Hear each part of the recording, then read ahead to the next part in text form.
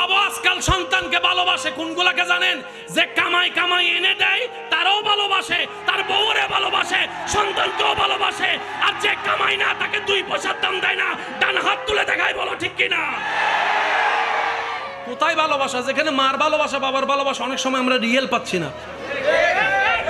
কিন্তু মনে রাখবেন, এটা মাথায় বসায় রাখেন, আল্লাহ এবং নবী আপনাকে রিয়েল ভালোবাসে, নিঃস্বার্থ ভালোবাসে, নিঃস্বার্থ। কেমন ভালোবাসে বলি, আপনি ফজরের নামাজ না পড়লেও যিনি আপনার ফজরের নাস্তার রিজিকের ব্যবস্থা করে দেয় তিনি রব্বুল আলামিন, রব্বুল আলামিন, রব্বুল আলামিন। যিনি আপনার 1000 গুনাহ করতে দেখলো নিঃশ্বাস বন্ধ করে দেয় না তিনি রব্বুল আলামিন। যিনি আপনার খেটে যাওয়ার সময় আপনার পা লুলা করে দেয় না তিনি রব্বুল আলামিন। শুধু তাই নয়, 1000 গুনাহ করার পরে আপনি যখন সিজদায় পড়ে ভিক্ষা করে বলবেন আল্লাহ যা করেছি মাফ করে দাও, তওবা করি, যিনি রাগ না করে মাফ করে দেয় তিনি রব্বুল আলামিন। এরকম কেউ আর ভালোবাসে নাই, ভালোবাসতে পারবে না। আরেক হচ্ছেন আপনার নবী রহমাতুল্লিল আলাইহি। নবী আঙ্গুল তুলেছেন সান 2 ভাগ। নবীর উম্মত যারা একটু বুঝে বলেন না সুবহানাল্লাহ।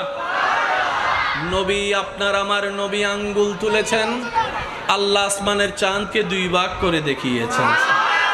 আপনার আমার নবী দোয়া করেছেন, ডুবন্ত সূর্যকে তুলে আল্লাহ আবার আসর পর্যন্ত এনে থমকে দিয়েছেন। আপনার আমার নবী রাস্তা দিয়ে হেঁটে যাচ্ছেন, পাথর পর্যন্ত নবীকে সালাতু সালাম দিচ্ছেন। আর একটু জোরে জোরে বলি না সুবহানাল্লাহ।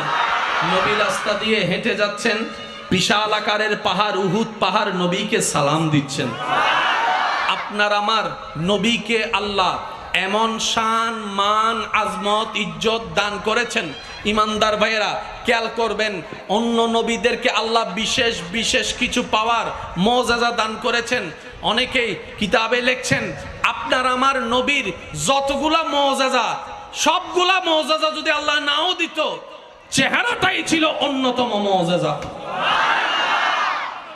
আপনার আমার নবীর চেহারা মোবারক ছিল আল্লাহর দেওয়া একটা মুআজিজা। কেমন মুআজিজা? দুশমনও যদি দুশমনের নিয়তে হিংসার পাহাড় নিয়ে রাগটাকে কন্ট্রোল করতে না পারে, নবীর সামনে আসতেন, চেহারা মোবারক দেখার সাথে সাথে দিল গলে যেত, দিল গলে যেত, দিল গলে যেত। হযরত ওমর ফারুক রাদিয়াল্লাহু তাআলা 39 জন যখন মুসলমান হয়েছেন, নবীকে হত্যা করার জন্য ফারুক আজম যখন গিয়েছেন, নবীর চেহারা দেখার সাথে সাথে তলোয়ার হাত থেকে পড়ে গিয়েছেন। তখন নবী মুস্কি হেসে বললেন, ওমর আমি তোমার অপেক্ষা করছিলাম।